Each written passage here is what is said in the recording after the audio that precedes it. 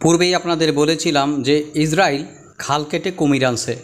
যদি রাইসি হত্যাকাণ্ডের সাথে বা রাইসির হেলিকপ্টার দুর্ঘটনার সাথে কোনোভাবে দখলদার এই রাষ্ট্রটি জড়িত থাকে, সেটি তাদের জন্য খুব খুশির সংবাদ হবে না যদি তারা এই সংবাদটি পেয়ে থাকে।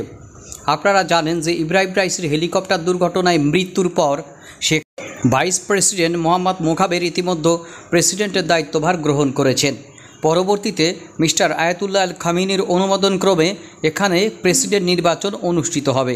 তিনি যাকে যাকে অনুমোদন দেবেন তারাই এই প্রেসিডেন্ট নির্বাচনে অংশগ্রহণ করতে পারবেন।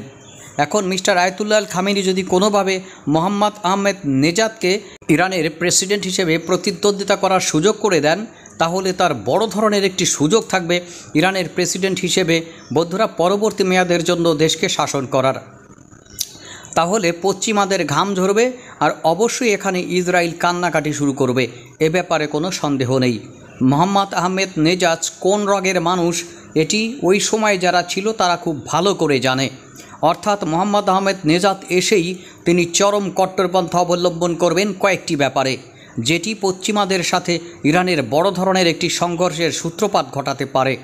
অর্থাৎ তিনি সরাসরি কোনো রাগ ঢাক না রেখে তার পারমাণবিক নীতি তিনি সম্ভবত এগিয়ে নিয়ে যাবেন এবং ঘোষণা করবেন যে পারমাণবিক অস্ত্রধারী ইরান পরবর্তীতে বিশ্ব সুপার পাওয়ার হওয়ার দৌড়ে যা যা করা প্রয়োজন তিনি তাই করবেন। কারণ তার সময় তিনি তার অবস্থান থেকে এক চুলও নড়েননি ইসরায়েল এবং আমেরিকার যে কোনো ধরনের চাপ এবং হুমকি থেকে। তিনি এই সব হুমকিকে থোড়াই কেয়ার করে ইরানের পারমাণবিক প্রযুক্তিগত সক্ষমতাকে এগিয়ে নিয়ে গেছেন অন্যরকম এক উচ্চতায়। আর সেখান থেকে ইরান এখন পারমাণবিক অস্ত্র নির্মাণের ঘোষণা দিচ্ছে একেবারে বুকে হাত রেখে।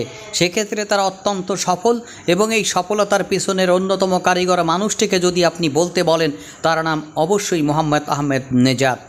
অর্থাৎ এই লৌহ পুরুষ, ইরানের পরবর্তী লৌহ পুরুষ যদি আবারও তার ক্ষমতাভার গ্রহণ করেন প্রেসিডেন্ট হিসাবে, সেটি পশ্চিমা এবং ইসরায়েলের জন্য মারাত্মক এক অপমানজনক ব্যাপারের সাথে সাথে বড় ধরনের সার্বভৌম নিরাপত্তার হুমকি হিসেবে তাদের চোখে প্রতিষ্ঠিত হবে এবং ইরান তার সার্বভৌম নিরাপত্তাকে নিশ্চিত করার জন্য যত দ্রুত সম্ভব ঠিকই উত্তর কোরিয়ার মতো দ্রুততম সময়ের মধ্যে ব্যালিস্টিক মিসাইল অর্থাৎ ইন্টারকন্টিনেন্টাল ব্যালিস্টিক মিসাইলের পাশাপাশি তার পারমাণবিক অস্ত্র প্রযুক্তিকে এক অনন্য উচ্চতায় নিয়ে যাবেন, এটি স্বাভাবিক।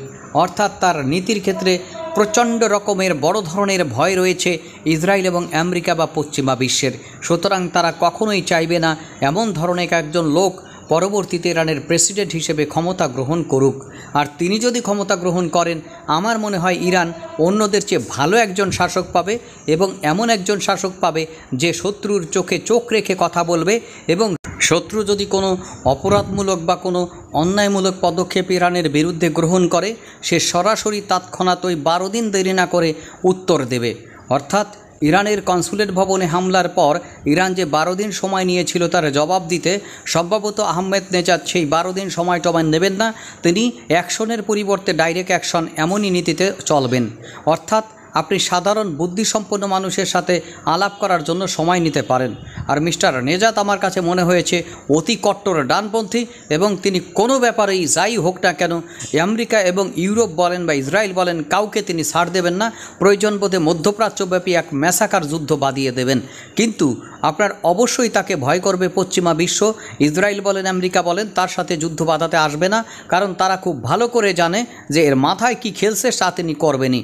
যদি কোনোভাবে পারমাণবিক অস্ত্রের অধিকারী হয়ে যায় ইরান, পরবর্তীতে সেটি তারা কিভাবে ব্যবহার করবে সেটি নির্ভর করবে প্রেসিডেন্ট এবং তাদের ঊর্ধ্বতন সামরিক কর্তৃপক্ষের উপরে। আর এর প্রথম হিট লিস্টে কারা থাকবে আপনারা বুঝতেই পারছেন। সুতরাং বেশি বাড়াবাড়ি করলে এফোড় করে দেওয়ার সক্ষমতা এবং সাহস এই প্রেসিডেন্টের রয়েছে। সুতরাং এটি বলাই যায় যদি কোনোভাবে রাইসির বিমান দুর্ঘটনা বা হেলিকপ্টার দুর্ঘটনার সাথে পশ্চিমা বিশ্ব অথবা মোসাদ অথবা সিআইএ জড়িত থাকে, তারা হয়তো কল্পনাও করতে পারেনি আহমেদ নেজাদের মতো লোক পরবর্তীতে প্রেসিডেন্ট পদপ্রার্থী হয়ে তাদের শাসনভার গ্রহণ করতে পারে।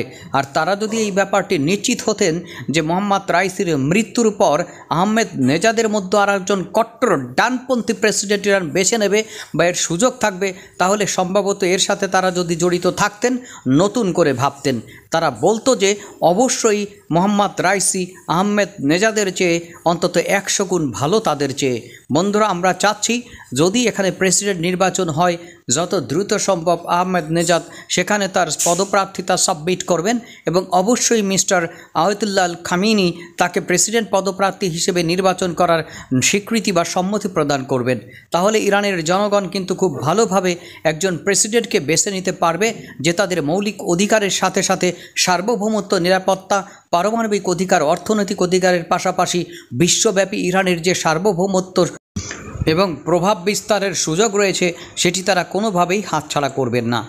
বন্ধুরা, কনভেনশনাল সামরিক সমরাস্ত্রের পাশাপাশি আকাশ প্রতিরক্ষা ব্যবস্থা এবং অনন্য উচ্চতর অ্যামুনিশন উৎপাদনের মাধ্যমে ইরান বর্তমানে মধ্যপ্রাচ্যের এক সমীহ জাগানো শক্তি হয়ে উঠছে। এক্ষেত্রে তাকে প্রযুক্তিগত, পারমাণবিক, অর্থনৈতিক সক্ষমতার বাইরে যে কোনো ধরনের পদক্ষেপ বা যে কোনো ধরনের অবরোধ দিয়ে কোনোভাবেই দমানো যাচ্ছে না। আর এই ধরনের দমানো এবং অবরোধমূলক ব্যবস্থাকে ইরান তুড়ি মেরে উড়িয়ে দিয়ে তাদের যে সকল বন্ধুপ্রতিম রাষ্ট্রগুলো রয়েছে তাদের সাথে সম্পর্ক উন্নয়নের মাধ্যমে এমন একটি পদ্ধতিগত অবস্থান সৃষ্টি করেছে যে তারা তাদের অর্থনীতিকে আমেরিকার অবরোধ সত্ত্বেও দারুণভাবে সচল রেখেছে। বন্ধুরা, এর বাইরে আহমেদ নেজাদ আসলে চীন, রাশিয়া এবং অন্য যে সকল কট্টর আমেরিকাপন্থী দেশগুলো রয়েছে তাদের সাথে তাদের সম্পর্ক বা ইরানের সম্পর্ক আরও বেশি গাঢ় হবে। আর ইরানের সাথে আপনার এই সকল দেশগুলোর সম্পর্ক যত গাঢ় হবে, অর্থনৈতিকভাবে ইরান আরও বেশি পরিমাণে চাঙ্গা হবে। আর বর্তমানে অর্থনীতির সাথে সাথে ইরানের পারমাণবিক অবস্থান যে পর্যায়ে পৌঁছে গেছে, এখান থেকে ব্যাক করার কোনো সুযোগ নাই। তারা হয়তো ভাড়ের মতো বলতে পারে এখান থেকে ব্যাক করো। বন্ধুরা, এটিতে আর কোনো কাজ দেবে বলে মনে হয় না। তাই অবশ্যই ইসরায়েল এবং আমেরিকার জন্য এক মূর্তিমান আতঙ্ক হিসেবে আসছে উত্তর কোরিয়ার কিম জং উনের মতো ইরানের ভবিষ্যৎ প্রেসিডেন্ট যদি হতে পারেন মোহাম্মদ আহমেদ নেজাদ, তাহলে মধ্যপ্রাচ্যের বুকে আর এক কিম জং উনকে তাকে সামলাতে হবে, যাকে সামলাতে প্রচণ্ড রকমের মেধা, ধৈর্য এবং অস্ত্রশস্ত্রের ঝনঝনানির প্রয়োজন হবে। আর যুদ্ধকালীন সময়ে কিম জং উন এবং মোহাম্মদ আহমেদ নেজাদ এমন দুই ব্যক্তি যদি প্রতিপক্ষ হিসেবে কারো থাকে, তার ঘুম হওয়ার সম্ভাবনা নাই বললেই চলে। বন্ধুরা, অবশ্যই যেমন উত্তর কোরিয়ার সাথে বা উত্তর কোরিয়ার কাছে পারমাণবিক অস্ত্র রয়েছে, এইভাবে যদি ইরানের কাছে এই পারমাণবিক অস্ত্র থাকে তাহলে কিম জং উন এবং মোহাম্মদ আহমেদ নেজাদের চরিত্রগত বৈশিষ্ট্য বা নীতিগত অবস্থানের সাথে তেমন কোনো পার্থক্য থাকবে না। তখন অবশ্যই প্রতিনিয়ত আপনার ইসরায়েল এবং আমেরিকার মতো দেশগুলোর 12টা বাইজে কোন জায়গায় দিচ্ছে কি যাবে এটি নিয়ে তারা ইচ্ছামতো যে কোনো কাজ করতে পারবে না পরবর্তীতে। সুতরাং ভবিষ্যতে তিনি আসলে আপনাদের কেমন লাগবে? যদি ইরানের প্রেসিডেন্ট হিসেবে মোহাম্মদ আহমেদ নেজাদ সত্যি সত্যি জয়লাভ করেন এবং তিনি যদি প্রতিদ্বন্দ্বিতার সুযোগ পান, আপনাদের ভালো লাগা মন্দ লাগার ব্যাপারটি কমেন্টস বক্সে জানাতে ভুলবেন না। ধন্যবাদ সকলকে। আমরা আশা করি ইরান তার পূর্বের গৌরব বা পূর্বের গৌরবের চেয়ে আরও বেশি বড় ধরনের গৌরব ফেরত পাক। যারা ইরানের পারমাণবিক এবং ইরানের স্বাধীনতা সার্বভৌমত্ব রক্ষার ক্ষেত্রে ইরানের বীর জাতীয় যে সৈনিকরা জীবন দিয়েছে তাদের প্রতি অবশ্যই আমরা শ্রদ্ধা জানাই। সামগ্রিক দিক বিবেচনায় আপনাদের কি মনে হয়, ইরান কি তার সর্বসাফল্যে তার সর্বোচ্চ চূড়ায় পারমাণবিক শক্তি গ্রহণের মাধ্যমে নিজেকে বিশ্বের বুকে এক বীর রাজা হিসেবে প্রতিষ্ঠিত করতে পারবে? মধ্যপ্রাচ্য নয়, সারা বিশ্বের মুসলিম বিশ্বের নেতা বা প্রভাবকারী হিসেবে ইরান হবে আমাদের অন্যতম শক্তির জায়গা। আশা করি আপনারাও আমাদের সাথে একমত থাকবেন। ধন্যবাদ সকলকে। ভালো থাকবেন, সুস্থ থাকবেন। আল্লাহ হাফেজ।